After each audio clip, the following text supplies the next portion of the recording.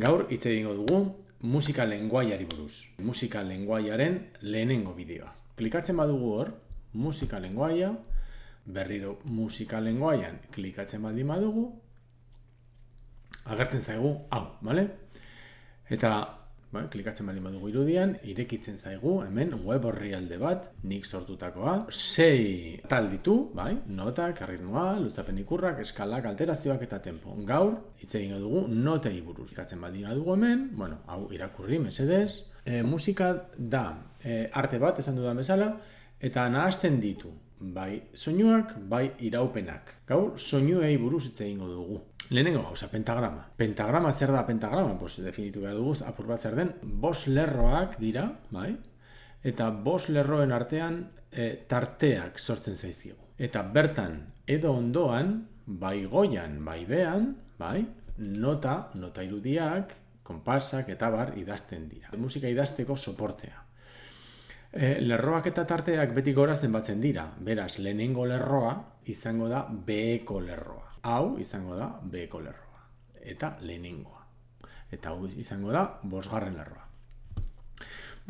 Notak, non idaz daitezke notak? Bai lerroetan, bai tarteetan, eta pentagramatik kanpo ere idaz daitezke. Horretarako erabiliko ditugu lerro gehigarriak. Hemen ikusten dituzue notak pentagrama barruan, baina hemen adibidez pentagramatik kanpo ikusten dituzue. Lerro txiki hauei esaten zaie lerro gehigarriak, Gero ikusiko ditugu. Noten buruak betetzen duen posizioaren arabera, notaren izena ezagutuko dugu, Hau da burua, Borobila hori da burua. Borobil hori. Hementxe dago bat, hementxe dago beste bat, hementxe dago beste bat.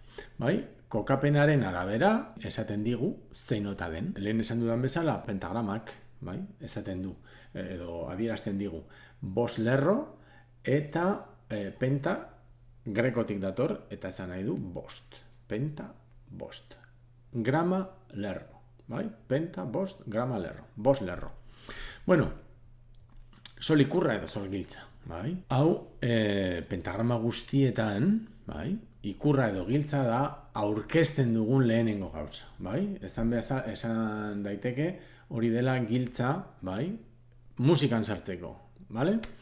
Giltza batzuk daude, baina erabiliena sol ikurra da. Hemen erakutsiko dizuet partitura sati honetan, sol ikurra, sol ikurra, sol ikurra, sol ikurra, baina hemen beste ikur bat agertzen zaigu, hau da fa ikurra, piano partitura batean, sol ikurra, fa ikurra, 7 daude, baina guk gure mailan erabiliko dugu bakarrik sol ikurra edo sol giltza, Jartzen da pentagramaren hasieran, hemen ikusten duzuen bezala, eta zer esaten digu sol ikurrak? 2. lerroan dagoela sol, eta hori dela apur bat abia puntua beste notak izandatzeko. Nota guztiak idaz daitezke bai lerroetan, bai tarteetan. Kasu honetan, ikusten duzuen bezala, lerroetan, mi, sol, si, re, fa, eta kasu honetan tarteetan daude, fa, la, do eta mi. Musika tresna agudoak idazten dira sol ikurran, adibidez, biolina, txirula, trompeta, gitarra. Kontrabasua aldiz, adibidez, edo pianoaren ezkerreko eskua, nota grabeetan ibiltzen dena, hau idazteko erabiltzen dugu fa ikurra. Noten izenak. Badakigu 7 nota daudela, do, re, mi, fa, sol, la, si. Hau ez da zertan azaldu. Do, re, mi, fa, sol, la, si, 7 nota. 7 izen, ez dago gehiagorik. Nota hauek, piano bateko teklatxuriak izango lirateke. Nota hauek pentagrama batean kokatuta bere sol ikurrarekin izango lirateke, hementxe dago sol 2. lerroan, eta hemendik izendatzen hasten dira. Sol, urrengoa, urrengo tartean, la, urrengoa, urrengo lerroan, si, urrengo tartean, ordena da, edo urrenkera da, lerroa, tartea, lerroa, tartea, lerroa, tartea. Eta horrela, kokatzen ditugu nota guztiak pentagraman zehar, Orduan, sol, lerroan, la, tartean, si, lerroan, do, tartean, re, lerroan. mi tartean, fa lerroan, sol tartean, eta bukatzen zaigu pentagrama. Gero, beruntz, sol lerroan, fa tartean, mi lerroan, re tartean, bukatzen zaigu pentagrama, bai? Zer gertatzen da? Pues, sol baino altuagoak edo re baino basuagoak diren notak erabiltzen ditugu lerro gehigarriak, bale? Orduan, esan dugu, bai lerroetan, baita tarteetan ere, notak idaz ditzakegula, bai? Baina notak basuegiak edo altuegiak direnean, pentagraman ez direnean sartzen, erabiltzen ditugu lerro gehigarriak, bai? Eta hemen zegoen sol, ikusten duzuen bezala, bale?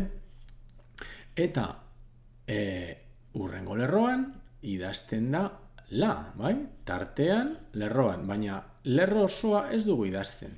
Idazten dugu bakarrik satitxo bat, bai? 6. lerroan izango balitz bezala, baina bakarrik satitxo bat. Eta satitxo honetan jartzen dugu urrengo nota. Kasu honetan la. Lerro honen, lehenengo lerro gehigarrian, bai? Bueno, lehenengo lerro gehigarri honetan, baino altuagoa dago si, orduan, si jartzen da lehenengo lerroaren, lehenengo lerro gehigarriaren gainean, bale? Kasu honetan bezala. Gero, urrengo nota, pues jartzen ditugu 2 nota, 7. lerroa izango baliz bezala, bai? Eta hemen jartzen dugu do, bai? Eta horrela, urren ez urren.